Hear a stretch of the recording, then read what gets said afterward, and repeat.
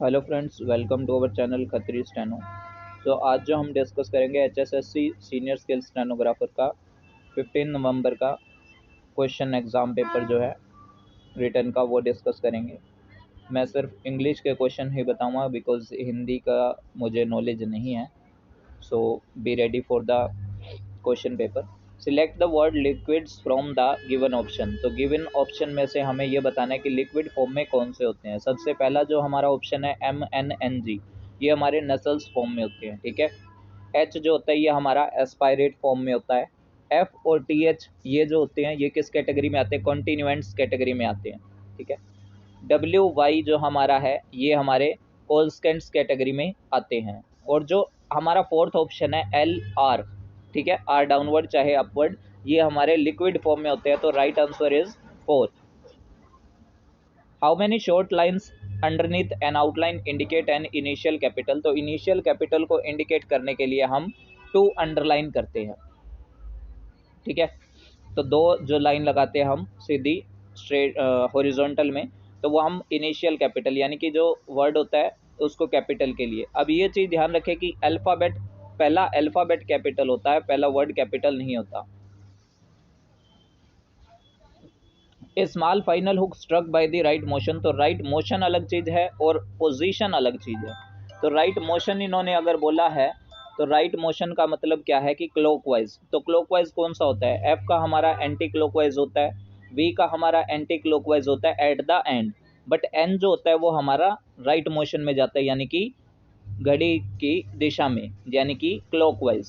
तो ये हमारा राइट आंसर है। शन भी हमारा जो है डायरेक्शन चेंज करता है, शन का हुक एन के हुक से खुला होता है।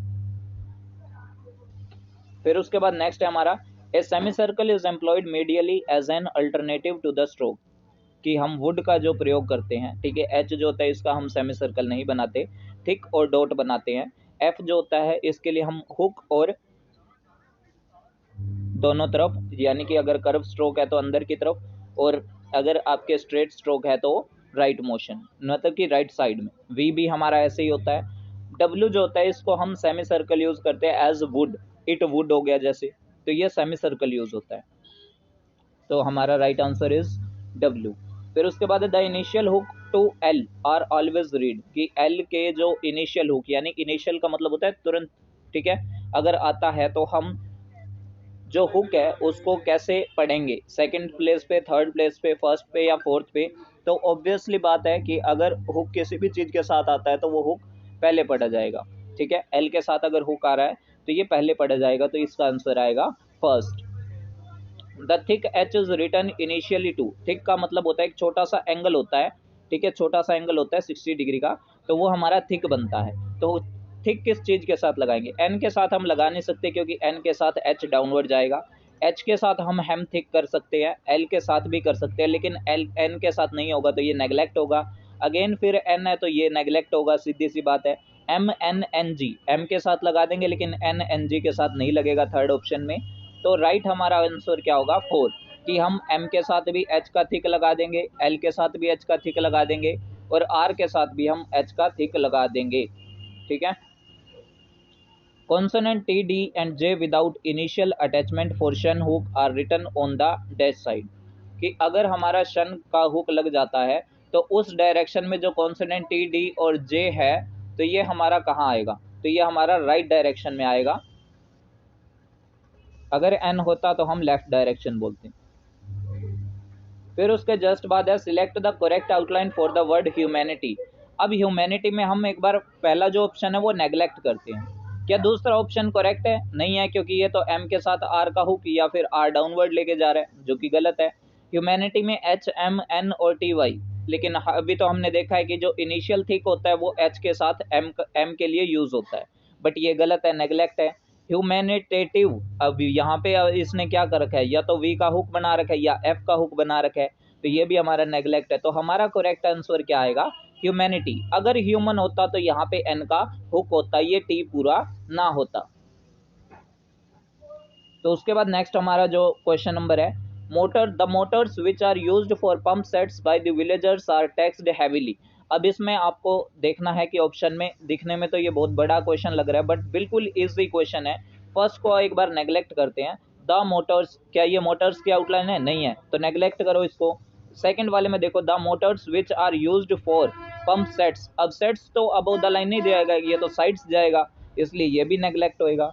फिर उसके बाद देखो, the motors which are used for pump sets, क्या ये सेट्स है? नहीं है, ये सीट्स है, तो बचा ऑप्शन फर्स्ट, तो फर्स्ट हमारा राइट है। तो फिर उसके बाद नेक्स्ट हम क्वेश्चन देखते हैं, we are not able to produce food grains at a time when nature has failed us. ठीक है, पहले ऑप्शन में साफ पता लग रहा है नॉट के लिए हम एन की हल्विंग करते हैं, लेकिन यहाँ एन की हल्विंग नहीं है, तो हम इसको नेग्लेक्ट करेंगे। प्रोड्यूस फूड ग्रेन्स देखने की जरूरत नहीं है, क्योंकि पहला ही हमारा नेग्लेक्ट है। सेकेंड ऑप्शन को एक बार नेग्लेक्ट करते हैं, क्योंकि हमें चेक करने हैं।